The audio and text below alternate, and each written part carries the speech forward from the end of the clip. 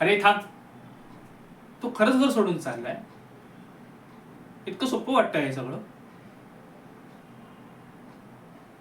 आला राग आणि बस घर सोडून चालला. मला माहिती आहे तुला तुला खूप दुखावलं गेलंय, पण इथं मागे वळून बघ.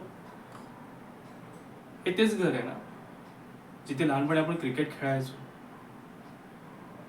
आई ओरडायची, घरात या आता. आणि आज तूच म्हणतो हे घर तुझं नाही म्हणून. तुझ्या बाबांनी काही कठोर शब्द वापरले पण असतील रे, पण आयुष्यभर तुझ्यासाठी मेहनत केली त्यांनी. रागाच्या भरात घेतलेले निर्णय आयुष्यभर पश्चाताप देतात. तुला आठवतंय तू मला एकदा म्हणाला होतास, काही झालं तरी घर सोडायचं नाही. आणि आज तीच गोष्ट मी तुला सांगतोय.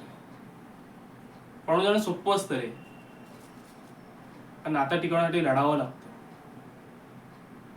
आणि हा तोच माणूस आहे ना जो कधी हार मानत नाही. मग आणि मी आहे ना तुझ्या सोबत.